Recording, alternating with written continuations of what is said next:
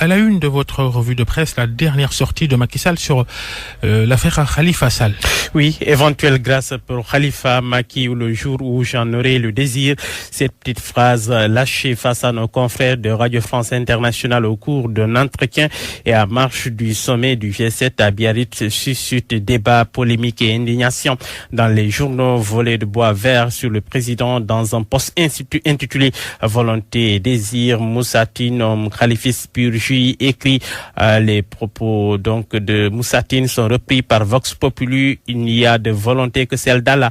Avec le désir, les choses prennent une dimension freudienne. Khalifa reste et il est en prison donc par la volonté du prince. Il confirme tout pour Gallo Diop. Pour notre Khalifis, cette sortie maladroite prouve à suffisance que Khalifa Sall reste l'otage politique du président Macky Sall. C'est une déclaration indigne dont chef d'État relève, déplore de son côté le maire Cheikh Gueye, un autre proche de l'ex-maire de Dakar. Le quotidien en conclut que Macky Sall dégoûte les Khalifis.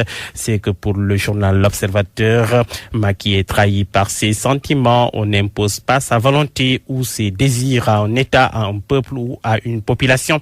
Cette sortie va relancer sans doute le débat sur l'élimination de Khalifa Sall, croit savoir le confrère qui a requis l'éclairage d'experts en pages intérieures. Dans un commentaire intitulé du bon vouloir de son excellence, Vox Populi relève pour sa part, tout le monde sait qu'il n'y a que son excellence pour signer un décret de grâce. Pourquoi aller le crier sur tous les toits, se demande le confrère, pour rappeler à Khalifa et compagnie qu'il faut venir ramper et négocier avec lui.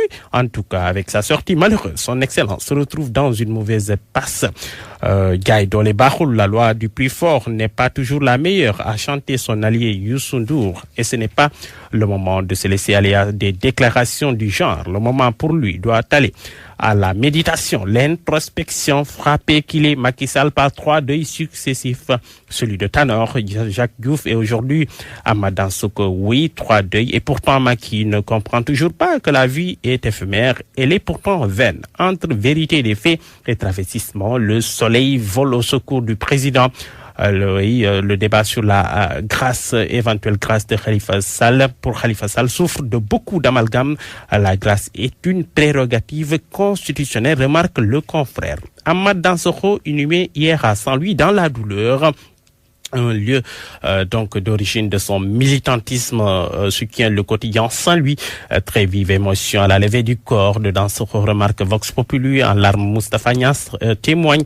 Ahmad n'a jamais trahi un ami, jamais reculé quand le danger était là, jamais. Le journal L'Observateur fait focus sur les dernières volontés de Dansokho. L'inhumation de l'ancien leader du PIT n'est pas fortuite. Cela relève d'une promesse faite par le défunt à son ami Almami Mato Fall. Ahmad Dansokho était Mandela, lorsque la question lui a été posée dans une interview parue dans l'Observateur du 6 juin 2012, le journal rappelle que l'ancien leader du PIT n'a pas hésité. Il a dit: non, je ne suis pas Mandela, non, je n'ai pas fait ce qu'il a fait, mais qu'à cela ne tienne, il a été élevé au rang de commandeur de l'Ordre national du Lion. Affaire du stade Assane Diouf, l'État du Sénégal entre risques et périls. Le journal L'Observateur informe que les promoteurs chinois s'impatientent. Ils veulent obtenir l'autorisation de construire, bloquée par le ministère de l'Urbanisme, pour poursuivre le projet Kawsara. Dans une situation délicate, l'État est aujourd'hui partagé entre des risques de troubles à l'ordre public qui pourraient naître du retrait définitif du terrain Assane Diouf aux populations et ce que cela pourrait engendrer comme conséquence en procès pour rupture de contrat. Le journal soutient que le ministre de l'Urbanisme a reçu les promoteurs. À la une du journal Source A, le pillage des ressources halieutiques par des chalutiers chinois, japonais, européens sur le fond de fausses immatriculations.